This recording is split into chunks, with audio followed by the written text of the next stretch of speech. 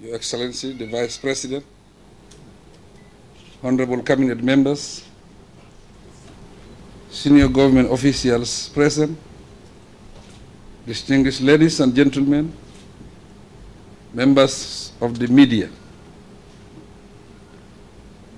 With the administration of the relevant oaths of office, the country now has a new team of cabinet ministers to take up the responsibilities of running the nation's affairs as defined in the Constitution and other relevant legal documents.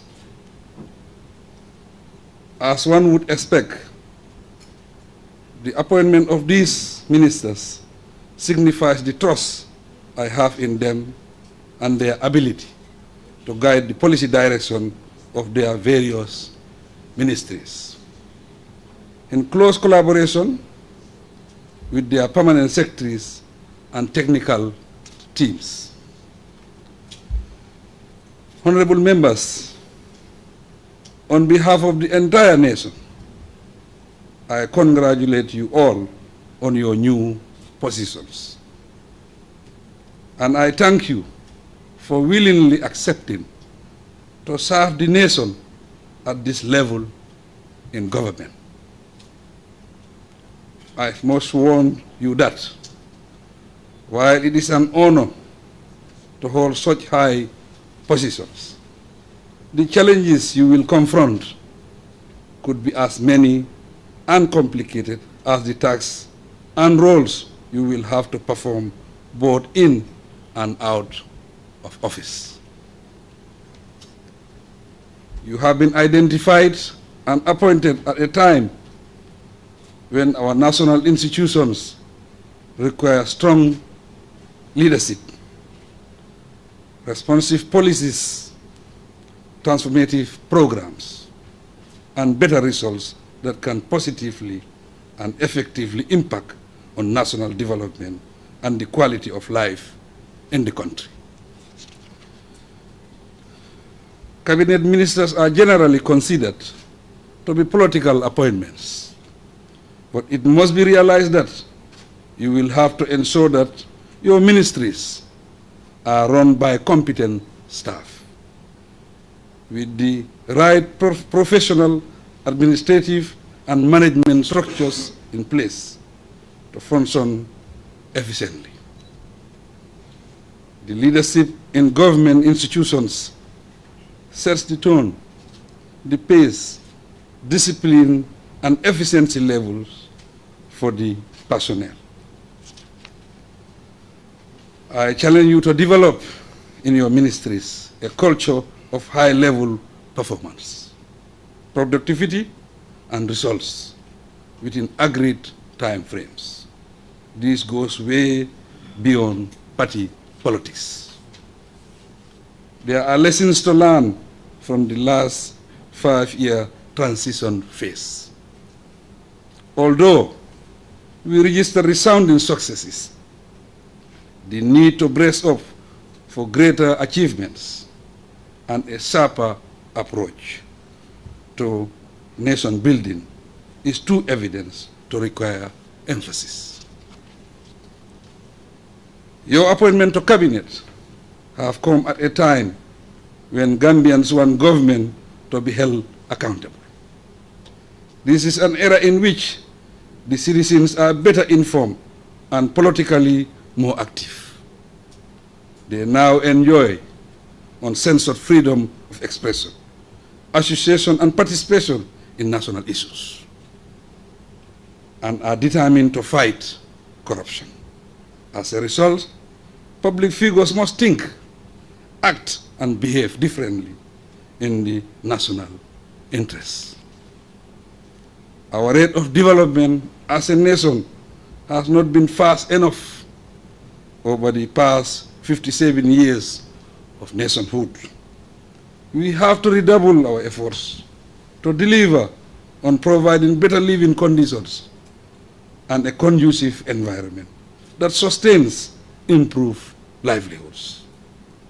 We will never catch up with other nations if we continue to focus on individual growth instead of reorienting ourselves collectively for the general welfare of all citizens. Because we cannot shy away from party politics in a democracy. My philosophy hinges on politics for development and development for the people. Let our focus and emphasis be on the best interests of the nation. Distinguished ladies and gentlemen, in the past 5 years, attempts to implement robust reform programs and unite the people for justice and reconciliation were slowed down by both global and national factors. In various ways, individual interests and political party loyalty have compromised performance and progress in the public service. Attitude and commitment to work have to be questioned in many instances. And there are moments when personal gains appears to outweigh output. The result is that often performance levels fall below expectations. Now that we have transitioned into a new political phase, the state of affairs has to change. Competence, timely delivery of service, and output must prevail over everything else in all government institutions. Ladies and gentlemen, expectations are high, as expressed by the electorate recently.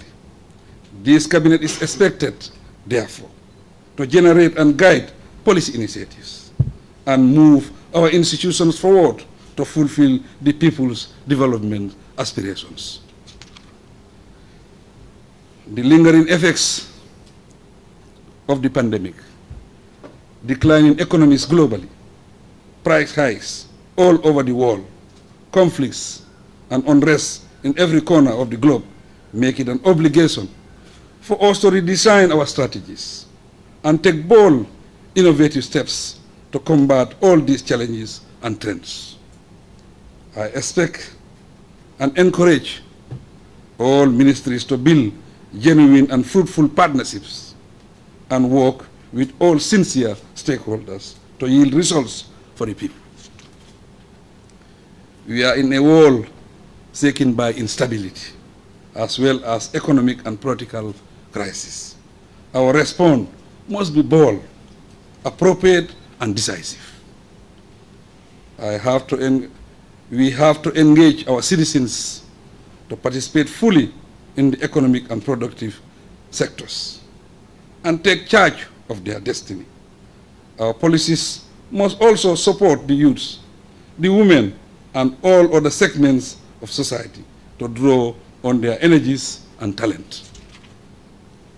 In other words, we must maintain an inclusive government, and public policies should create a conducive environment for equal access to services and enough space for popular participation. Honorable members, ladies and gentlemen, we have earned the trust of Gambians to continue with the excellent development work started in the last few years. Despite all the challenges that confronted us, we made giant strides in key development areas. The lesson is that we remain focused and committed. We can develop this country much faster. Distinguished ladies and gentlemen, I am obliged to express profound gratitude to the outgoing cabinet members.